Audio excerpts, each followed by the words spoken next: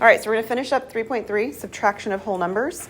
There's just a little bit left in this section. I believe that we're on mental math. Does that sound right? The very last page? Okay, let's move on over there. All right, so remember, mental math doesn't mean approximation, right? There's two different things here that sometimes people get confused with, these phrases. Mental math just means things I could do in my head. That's what it means.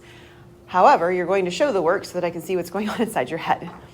But as a rule of thumb, about 3 operations is the most that you can keep in your head and be reasonable. So if you find yourself doing something that you're calling mental math and it's got like 4 or 5 steps to it, your students aren't doing 4 or 5 steps in their head. You might be able to. That would be great. But your students aren't doing that. So that's probably not the strategy we're going with if that's happening. Okay? There's probably something different that you're supposed to be thinking of, a different way of processing. But mental math means just in your head. It doesn't mean estimation. It's an exact answer in your head.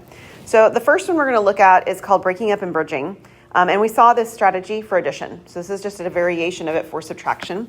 So with breaking up and bridging, we start with the number 38 here and we break it apart. So we're going to break it apart into the 30 and the 8, which is exactly what we did with breaking up and bridging before. We take our 46 and we subtract either the 30 or the 8. It doesn't really matter. I'm going to subtract the 30 because it'll make the number get smaller faster. So if I take 46 minus 30, what will I get? 16. And then as a follow-up step, we're going to subtract the next value, which is 16 minus 8. And because it's small enough to be able to do this with, this is probably something that students would have had memorized, at least hopefully, right, by this point. And then 16 minus 8 would give us 8. Okay? But that was 2 steps, wasn't it? Yeah, it was 2 steps. So that counts as mental math. We could do 2 steps in our head, at least reasonably it's possible. Okay?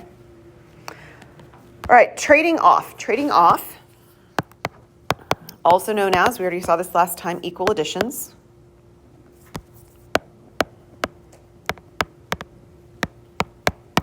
It's the same strategy. It just tends to be used for smaller values because we'd have fewer steps doing it. So trading off means, and I'll write it down the same way we saw it before, like this, means wanting to not have to borrow. So we're sort of adding or subtracting something that's making something a nice 0. That's what we're looking for. And so between the 6 and the 8, the one that's closest to 0 is an 8, correct?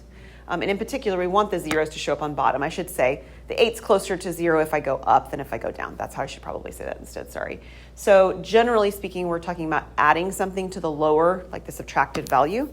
And in particular here, adding the number 2 would be helpful, right? So if I add 2 to 38, I get 40. That's very convenient. But with equal additions, just like with trading off now, what we're doing is we're adding it to both values, okay? Not subtracting from, because that was with addition. This is subtraction. We're adding to both values. So now I have 48 minus 40 for my 8. Is that okay? All right, the last one is one of those ones that, of course, in fact, I should say this as a general statement anyway. None of these methods are like surefire ways to do every single problem, right? They're options, and sometimes they work nicely for problems, and sometimes they don't. It's kind of like when we did the scratch addition. Scratch addition works most reasonably when we've got a list of numbers, right? If I just have 2 numbers adding together, scratch addition doesn't really make a whole lot of sense. So this one here is another one that's kind of like that, where it makes sense because it's ending in lots of zeros. So when we're looking at this one, drop the zeros, we've got things end in lots of zeros. Here there's 2 zeros. And so we sort of ignore, if you will, the zeros at the end. And we just focus on the fact that we have 46 minus 34. And if I do 46 minus 34, either written like that or like this if you prefer, what do we get? We get 12. And then we add the zeros back on afterwards. So it's 1200.